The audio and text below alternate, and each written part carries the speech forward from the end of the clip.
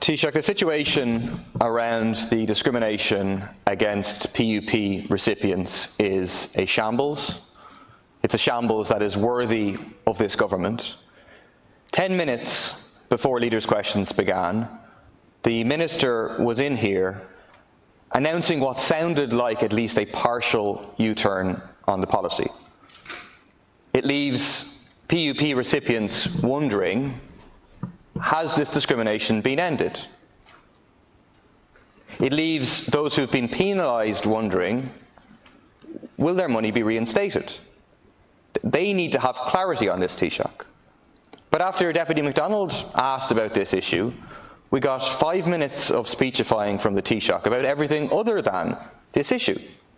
So Taoiseach, can you please provide clarity for PUP recipients now? I have a copy here of a letter that was sent to a social welfare applicant, a new social welfare applicant, just last week. It says important information about your job seekers benefit, and it says holidays. You may take up to 2 weeks paid holidays in a calendar year. You must tell us before you go. Full stop. Nothing about travel advisory, nothing about green lists, red lists, anything else. You may take holidays, you have to tell us. But if that person then took holidays, they could lose all of their income, all of it. While Billy Kelleher suffers no loss in income, while the tax exiles are facilitated, while SARP recipients suffer nothing at all. It's deeply immoral to have this blatant discrimination. But it's not just immoral, Taoiseach, and this is, I think, the problem that you find yourself in. It's illegal.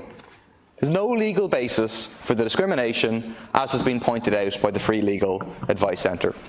I spoke to a man called Kieran yesterday, 25-year-old who's paid taxes all his life on the PUP through no fault of his own. He took a flight on Thursday, the 7th of May. At the boarding gate, he was stopped by plainclothes Gardaí who said they were conducting an immigration check and asked for his passport.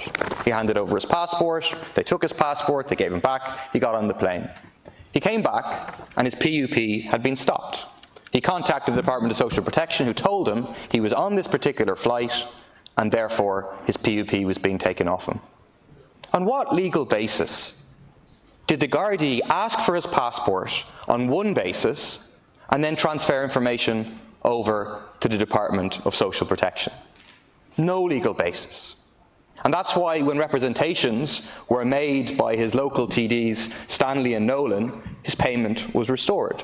But if there was no legal basis then, there's still no legal basis now for this discrimination. Because the statutory instrument on the 10th of July explicitly only relates to job seekers. It does not reference the PUP. What about the woman reported in the Irish Times who was booked on a ferry, who didn't take a ferry trip, but she lost her PUP simply because she'd been booked on a trip that she didn't take? So Taoiseach, again, I don't want to hear long rhetoric around the coronavirus crisis, around the point of the PUP or anything else. I want clarity on what's going to happen. Taoiseach. Yeah, of course, you don't want to hear the fact that the pandemic unemployment payment has been a very substantial and effective intervention in our economy. You can't bring yourself to say that. You can't bring yourself to say that the wage subsidy scheme was a very effective intervention, and that the continuation of both schemes to the end of March represents a very substantial policy response to people who are in difficulty in terms arising out of the very negative impact that COVID-19 has had on our economy. I would make no apology for continuing to restate that, because that's the antithesis of your assertion of shambles and so on.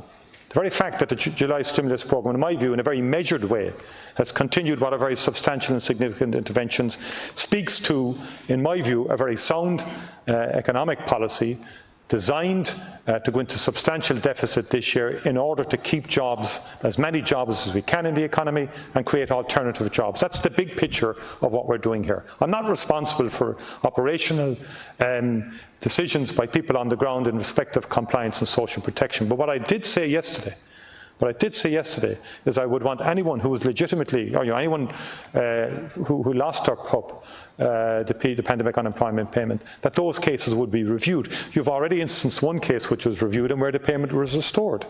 Now, as I said, this needs to be kept in perspective.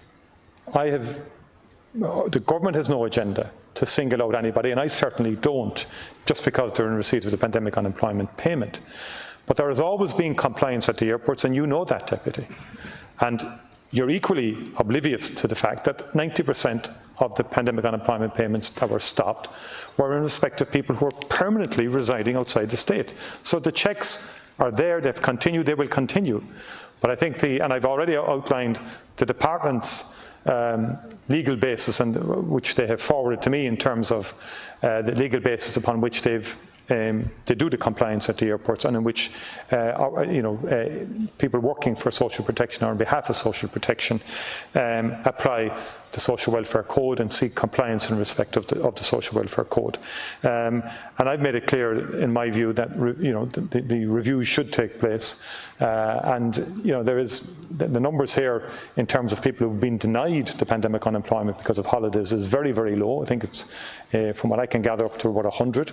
Around 100 and odd, and if you take that 287,000 people are currently in receipt of the pandemic unemployment, that gives us a sense of the issue that we're dealing with here, and I think it's an issue that can get resolved. Thank you, Taoiseach. Deputy Murphy.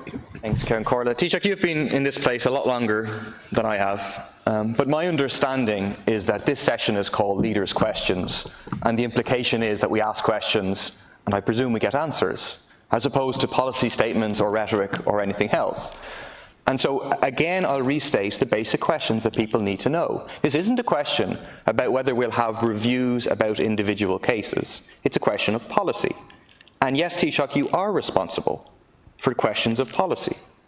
So the question is simply, are PUP recipients who go on holiday days, 1, to a green list country, 2, to a non-green list country? I don't think people should be going abroad at all. That's my advice to them. But in the circumstances where they do so, will they be penalised? It's a very, very simple question. Are they going to have their PUP taken away? That's a very simple question. And the question that flows from that is that if it's the case that you're not going to penalise them into the future, will you then be refunding the money that has been taken away from them through the current penalisation? Thank you. Well, in relation to the Deputy, you have said now that you don't think people should travel at all, and I hear what you're saying there. I think the Minister for Social Protection has made the situation clear in respect of people travelling back from countries on the green list, because they don't necessarily have to restrict their movements on the way, when they return from a green list country, as per government travel advice. And again, I will make the point, the numbers are extremely low here. The government haven't set out in any shape or form collectively to target recipients of pandemic unemployment payments. I think I've said already, I think the Minister said earlier, that the cases involved will undergo review, and I think this issue, as I said, can get resolved. But the overall view of government is that we have strengthened the legislative basis underpinning on the pandemic unemployment payment. We've given added protections to those on pandemic unemployment payment in respect of the, that they're deemed to have made contributions, which will help them later on. And we've extended it out to the end of March, which by any yardstick has represented a very substantial intervention by the state in terms of supporting people going through a very difficult situation with COVID-19. Thank you very much. That concludes